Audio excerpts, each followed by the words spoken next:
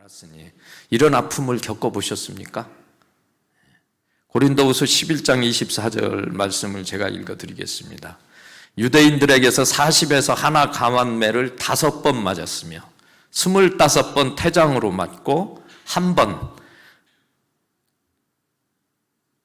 돌로 맞고 3번 파선하고 일주야를 깊은 바다에서 지냈으며 여러 번 여행하면서 강의 위험과 강도의 위험과 동족의 위험과 이방인의 위험과 시내의 위험과 광야의 위험과 바다의 위험과 거짓 형제 중에 위험을 당하고 또 수고하며 애쓰고 여러 번 자지 못하고 줄이며 목마르고 여러 번 굶고 춥고 헐벗었노라. 저는 이 말씀을 보면서 진짜 인간이 당할 수 있는 고통이란 고통은 다 받으셨구나, 그런 생각이 들었어요. 이게 바울의 그 죽을 것 같은 고통에까지 몰렸던 바울의 고통입니다. 정말 상상할 수 없는 온갖 고통을 감당했어요. 오늘날 우리한테도 이렇게 많은 고통들이 있습니다. 그런데 그 고통의 깊이가 어떻습니까? 사람마다 다 달라요.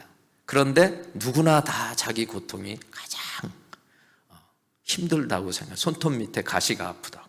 정말 힘들어요. 근데 만일 우리가 믿음이 충만해서 바울처럼 하나님의 일을 하다가 받는 고통, 얼마나 억울하겠어요. 하나님이 원망스럽지 않겠습니까? 우리 주로 이제 우리 목사님 같으신 분들인데 하나님의 일을 따라서 이리 가라면 그리 가고 저리 가라면 저리 가고 서라면 서고, 자기 생각보다 하나님의 뜻을 먼저 살피는 사람들은 그렇게 하나님을 따르면서 가는데 오는 고통이라면 그건 정말 힘든 고통일 거예요. 우리는 세상으로부터 오는 고통도 있고 하나님으로부터 오는 고통도 있어요. 왜냐하면 적당히 양쪽의 발을 다 담그고 있기 때문에 하나님을 믿는다고 교회에서 있다 보면 거기에서도 고통이 있고 또 세상에 나가면 세상에 발을 담그다 보면 또 세상으로부터 오는 고통이 있습니다. 어떤 고통이든 간에 우리에게도 크고 작은 고난은 여전히 밀려올 겁니다. 이번에 그 바이러스가 끝나도 아까 목사님 서두에 말씀하시던데 이제 시작일지도 몰라요. 참 일리 있는 말씀이다, 그런 생각이 계속 변한 거거든요. 지금 사스가 변하고 옛날에는 홍콩 감기였었다고 그러더라고요. 그게 변해서 사스가 되고 또 그게 변종이 생기고 이번 바이러스가 또 변종이 나왔다고 그러더라고요. 참 하나님 원망스럽습니다. 그죠? 우리 같은 사람한테는.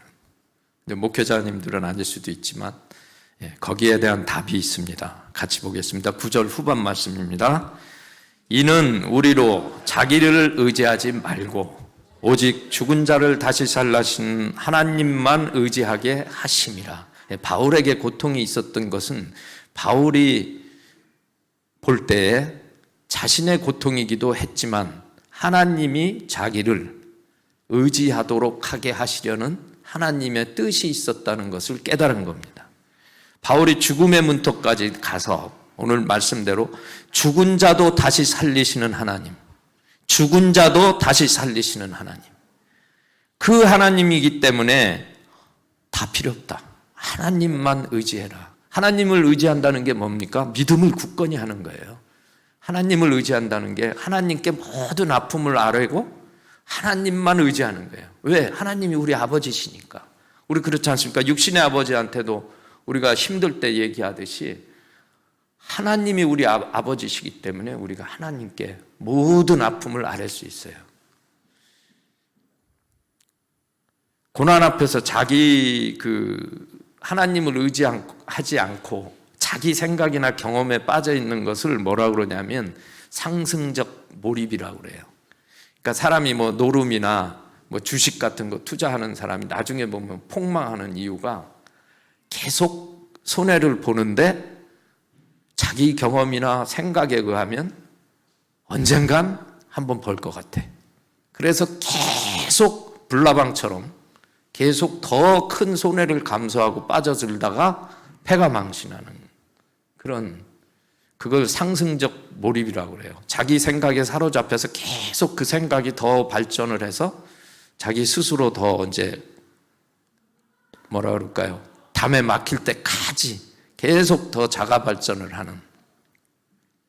사실 우리도 어찌 보면 자기 경험과 생각에 의해서 지금까지 살아왔을지도 몰라요. 그리고 지금도 일정 부분은 또 그렇게 살고 있습니다.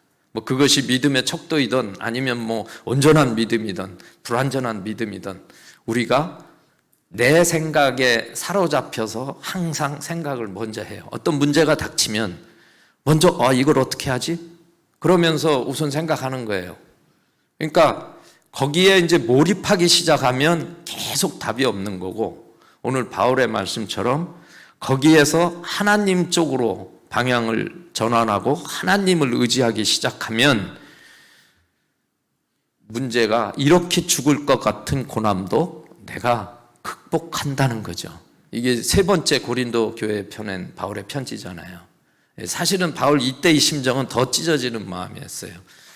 첫째, 둘째 편지보다도. 왜냐하면 이 시절에서는 바울을 고린도 성도들이 계속 이렇게 진짜 사도냐 하고 이렇게 폄하하는 그런 그 아픈 마음 속에서 어찌 보면 이제 좀 이렇게 뭐라 그럴까요? 책임을 묻는, 책망하는 그런 편지를 써가면서 이 분위기에서 나온 말씀이거든요. 난 이렇게 고생하고 고난을 받지만 난 하나님만 의지한다. 하나님만 의지한다. 극심한 고통 앞에서 이 교인들이 지금 받고 있는 고통은 우리가 상상할 수 없을 거 아니에요. 그 당시에 그리스도인으로 산다는 게, 거기서 하나님의 의도를 느끼고 고난을 너희들도 깨달아서 함께 극복했으면 좋겠다 하는 게 이제 오늘 말씀입니다.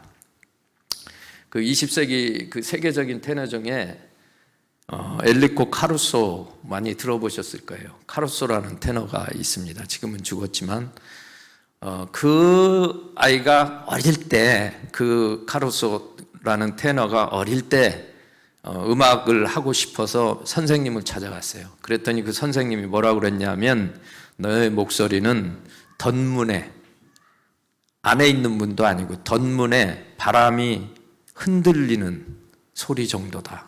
나 아예 꿈도 꾸지 마라. 근데 집안이 참 어려웠는데 그 어머님이 그 아들을 계속 용기를 북돋아 주는 거예요. 그러면서 품을 팔아서 아이를 지원을 하는데, 그래서 별명이 맨발의 과부였어요. 맨발의 과부. 그 동네에서 계속 카루소를 지원했습니다.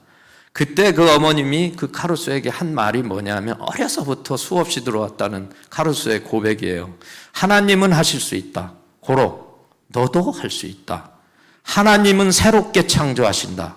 고로 너도 새롭게 될 수 있다. 이 소리를 귀에 못이 박히게 들어왔어요. 그래서 세계적인 테너가 됐죠.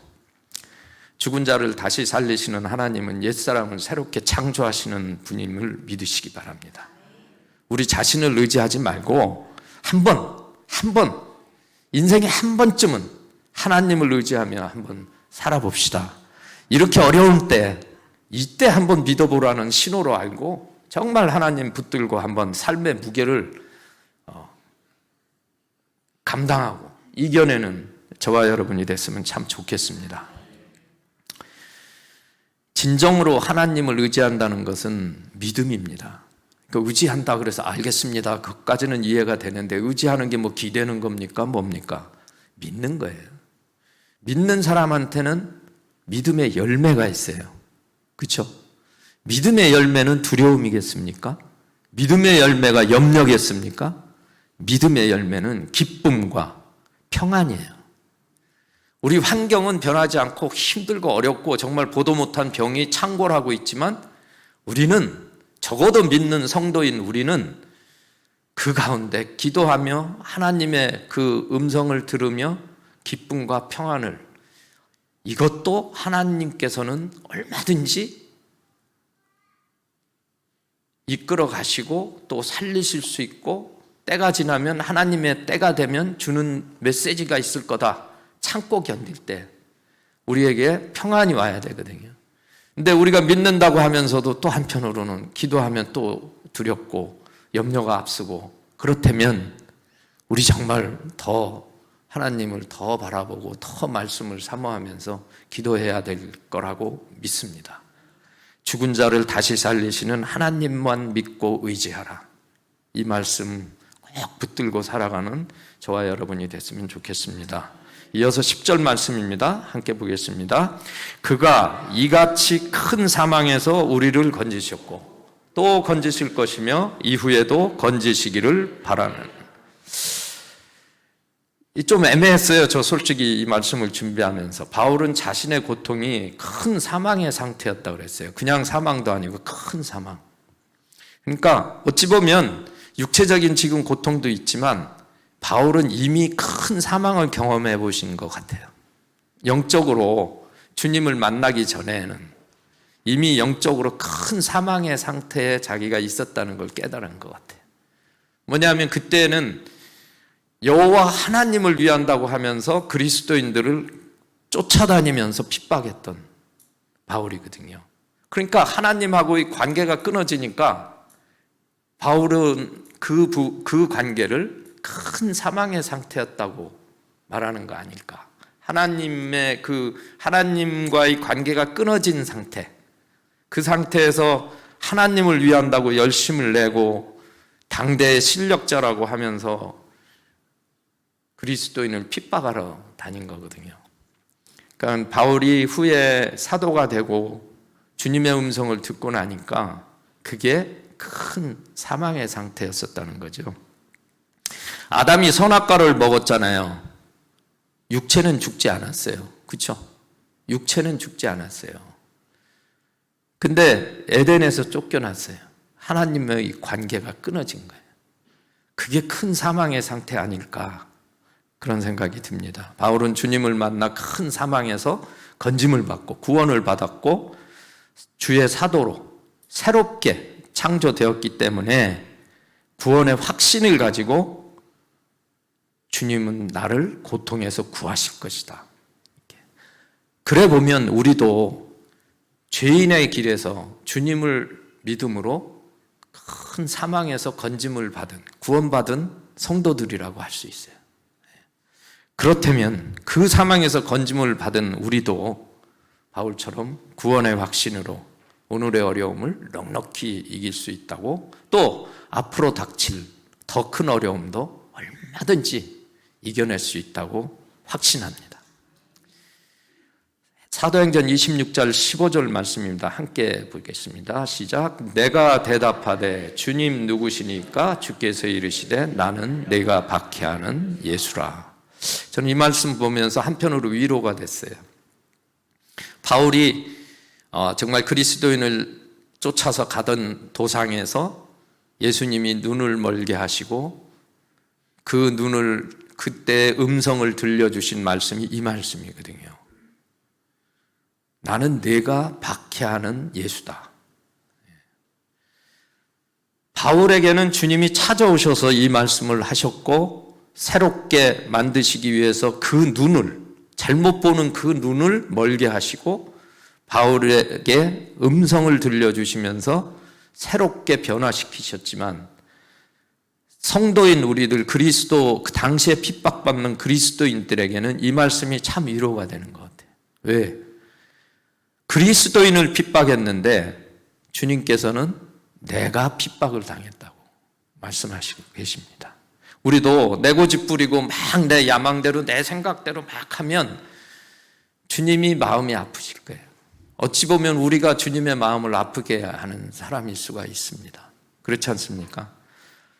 그런데 주님은 그리스도를 향한 그 바울의 핍박이 자기가 당한 핍박이라고 동일시하시는 거예요.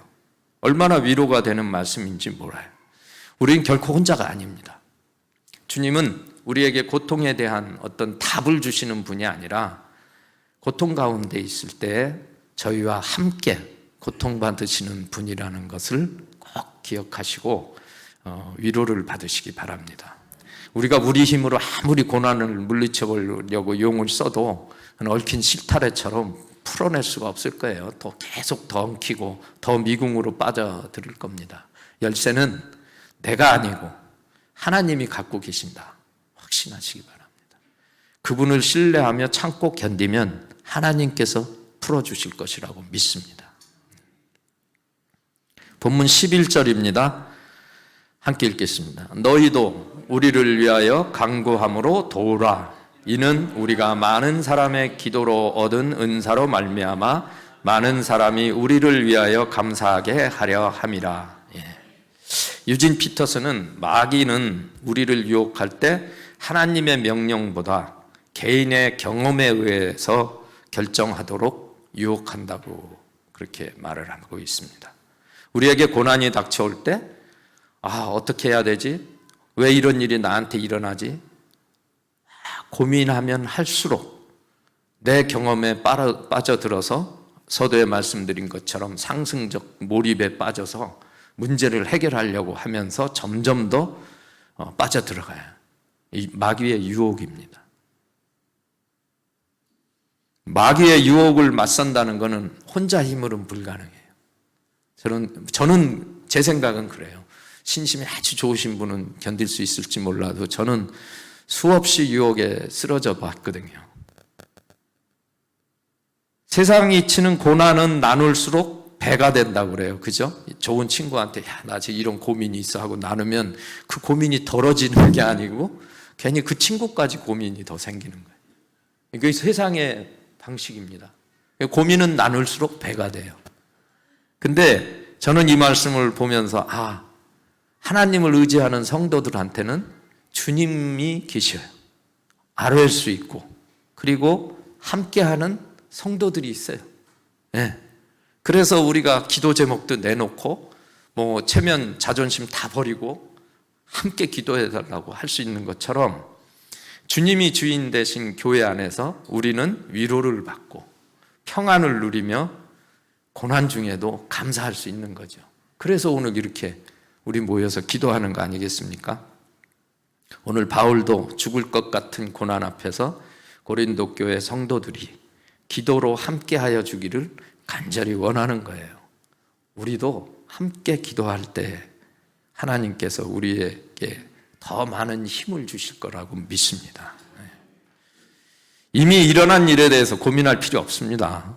나를 위한 기도도 중요해요. 하나님 저 살려주세요. 저 이런 문제 있는데 어떻게 해야 되죠? 그것도 중요하지만 나의 생각을 한번 우리 뛰어넘어 봅시다.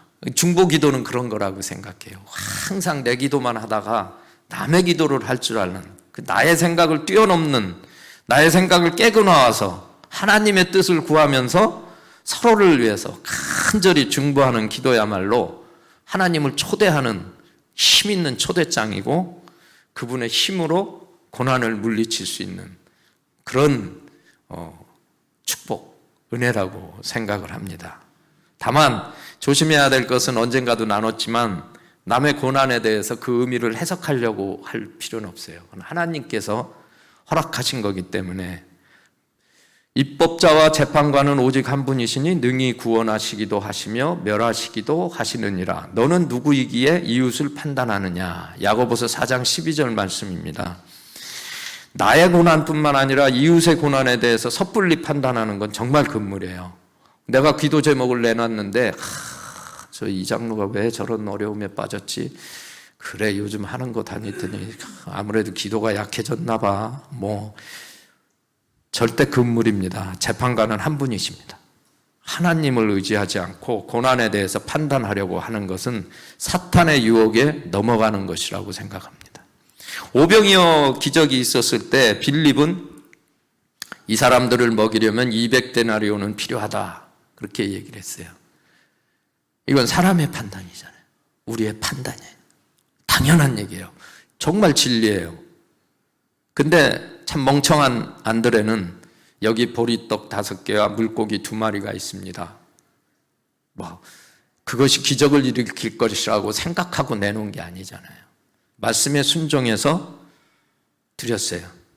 근데 오늘날도 교회에 보면 가끔, 우리 교회는 아니지만 가끔 많은 교회에서 어떤 경제적 문제나 뭐 이런 물질적 축복을 위해서 막 할 때 오병이어의 기적을 많이 사용을 합니다. 근데 주님은 하나님만 의지하는 교회를 찾으신다고 믿습니다. 오병이어의 그 뭐 몇천 명을 먹였다, 또 5천 명, 7천 명, 그러한 뭐 만 명이 뭐 열매가 100배, 200배, 1000배, 그러한 것이 아니라 그것은 나타난 현상. 하나님을 얼마나 믿고 의지하느냐에 따라서 그보다도 더 큰 축복을, 또 더 큰 힘을 교회에 주신다고 저는 생각합니다. 우리의 반응이 중요해요. 그렇죠? 개인도 마찬가지고 교회도 우리가 어떻게 하나님만 믿느냐, 그게 고난에 계속 눌려 살 것인지 하나님의 뜻을 구하면서 참을 것인지, 그 선택은 우리에게 달려 있어요. 주님 앞에서는 어리석게 보여도 단순하게 믿고 순종하는 것이 중요하다고 생각합니다. 사울이 그래서 망했잖아요. 제사장이 지내야 될 제사를 조급해서 염려 때문에 자기가 지내다가 왕위를 하나님으로부터 거둬가시는 비극을 맞죠. 하와도 마찬가지죠. 언젠가 목사님 설교에서 말씀하셨지만 하나님의 명령은 되게 단순했어요. 선악과를 먹으면 반드시 죽으리라. 네 구절. 요 네 구절을 뱀이 나타나는 순간 깜빡 잊어먹었어요. 그래서 자기 편한 대로 해석을 했습니다. 탐심이 작동되니까 반드시 죽으리라가 아니라 죽을까 하노라. 죽을까 하노라. 영적인 혼미함에 빠져든 거죠. 요즘도 그런 기독교가 그런 현상이 많습니다. 뭐 정치판에 나가기도 하고 여러 가지에서 하나님의 이름을 막 망령되이 일컫는 경우가 많은데 영적 혼미함이에요. 사실은 우리가 그런 것을 구별을 잘 해야 되죠. 근데 사탄은 교묘하게, 교회든 사회든 사탄은 율법이 은혜를 먼저 하도록 싹 그물을 쳐놨어요. 시골에 가면 새 그물 있잖아요. 새 그물을 딱 공중에 걸어놓으면 새가 그냥 가다가 걸려서 이제 잡히게 되는데, 그 새 그물이 사탄이 쳐놓은 그물같이 안 보여요. 그런데 뭐냐 하면 인간의 그 법, 율법 또는 교회 안에 어떤 전통, 지켜야 될 것, 이런 것들을 안 지킴으로 해서 사실은 비본질적인 건데 그것을 지키지 않는다고 해서 우리가 서로 험하고 자기를 주장하고 갈등을 주장하게 일으키게 만들어서 결국은 사람이, 교회가 하나 되지 못하고 가정이 하나 되지 못하고 깨어지게 만드는 거거든요. 잘 생각해 보십시오. 교단 내 뭐 금식, 무슨 나 금식 기도에 갔다, 그게 중요한 게 아니거든요. 또 뭐 우리 교회는 이런 스타일이야, 그러니까 소리내서 기도하지 마. 또 뭐 우리 교회는 그런 교회가 아니야. 굉장히 조심해야 될 말이죠. 그거는 결코 율법이 먼저 하는 거예요. 그럼 뭐가 먼저 해야 될까요? 주의 은혜가 먼저 하면 사람의 흠도, 때에 따라서는 잘못하는 것도 덮어줄 수 있고 용서해 줄 수 있잖아요. 우리가 지금 이 시대에 필요한 것은 은혜입니다. 그러니까 바울과 제수들이 그 광풍에 휘말려가지고 막 갔을 때 그 선원들이, 노련한 선원들의 얘기를 듣지 않고 바울이 하나님의 음성을 듣고 감으로 해서 결국은 로마에 이르잖아요. 그 광풍 속에서 우리에게 세연한 시사하는 바가 굉장히 크다고 생각합니다. 마지막으로 지금은 좀 고난 없이 잘 사는 것 같습니까? 어려움이 좀 이제 막 해결돼서 은혜가 넘치고 막 감사가 넘칩니까? 하나님 감사합니다. 그렇더라도 장성한 그리스도인은 거기서 머무르면 안 된다고 생각합니다. 타인의 고난 앞에서 축복의 통로일 뿐만 아니라 위로의 통로가 돼요. 주님이 우리에게 그렇게 위로의 통로가 되셨거든요. 고린도 후서 1장 4절 5절 말씀 함께 읽어보겠습니다. 시작. 우리를 위로하사 우리로 하여금 하나님께 받은 위로로서 모든 환난 중에 있는 자들을 능히 위로하게 하시는 이시로다. 그리스도의 고난이 우리에게 넘친 것 같이 우리가 받는 위로도 그리스도로 말미암아 넘치는도다. 주님이 이 앞에 1절서부터 여기 4절까지 보면 제가 아까 세어보니까 위로라는 말이 10번 나와요.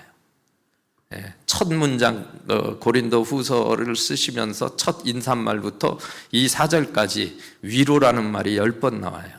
위로의 하나님을 얘기하고 있죠. 주님은 고난이 넘칠수록 주님의 위로도 넘친다고 그랬어요. 역설인 것 같죠. 힘들수록 위로가 넘친다고 그랬어요. 어렵고 힘든 세상이고 참 이건 무슨 병이지 하는 다들 두려워하는 세상이지만 우리에게는 하나님의 위로가 넘치시기를 바랍니다. 환난 중에도 주의 위로를 우리는 받았기 때문에 우리는 이웃에게 우리의 위로를 고난 중에 있는 성도를 향해서 어려움을 당한 성도를 향해서 위로자가 되어야 된다고 생각합니다. 가장 기뻐하실 거예요. 왜? 애통하는 자는 복이 있나니 그들이 위로를 받을 것이요. 주님이 말씀하셨잖아요. 하나님은 우리의 아픔에 동참하기를 원하시는 분이었습니다. 또 욥의 친구들처럼 고난을 판단하는 것은 정말 조심해야 된다고 말씀드렸습니다. 우리는 당사자에게 그 고통받는 자에게 임하는 특별한 하나님이 뜻이 있다는 것을 인정하고 잠잠히 그 곁을 지키는 것, 그것이 우리가 할 일이라고 생각해요. 판단하지 않고 로마서 12장 15절 말씀에 보면 즐거워하는 자들과 함께 즐거워하고 우는 자들과 함께 울라. 타인의 고난에 대해서 우리가 할 수 있는 것은 조용히 함께 우는 거예요. 괜히 비 오는데 돕는다고 내가 우산 받아줘봐야 서로 비 맞아요. 같이 비 맞아주는 게 돕는 거라고 생각합니다. 어떤 얘기가 있죠? 암을 걸린 아이가 이 머리를 다 깎고 나왔는데 막 부끄러워할 것 같아서 모자를 썼는데 이튿날 그 아이들이 다 머리를 깎고 나왔어요. 같이 비를 맞아주고 같이 울어주고, 그것이 우리가 할 수 있는 일이에요. 그걸 뭐 해석하고 뭐 어쩌겠다고 주님 왜 저렇게 됐죠 얘기할 것이 아닙니다. 그런 면에서 금요 기도에 우리 여기 나온 것은 합심해서 함께 기도하고 함께 우는 자리라고 믿습니다. 고난이 물러가는 하나님의 능력을 체험하는 자리고, 예배 중에 주님의 은혜로 기도가 응답되는 위로의 현장이다, 저는 확신합니다. 주님도 우리의 고통에 마음 아파하시고 위로하기를 원하시는 분이에요. 어떤 고난이 닥쳐와도 죽은 자를 다시 살리시는 하나님만 바라보시기를 바랍니다. 고난의 긴 터널을 잘 견뎌서 마침내 건짐을 받읍시다. 동시에 성도와 이웃의 고난과 함께 동참함으로 주님을 증거하고 주님의 은혜로 서로를 위해 중보하고 합심해서 기도하는 주님의 위로자가 되는 여러분과 제가 되기를 원합니다. 하나님이 힘이 있으십니다. 이 찬양 함께 불렀으면 나의 힘이 되신 여호와여.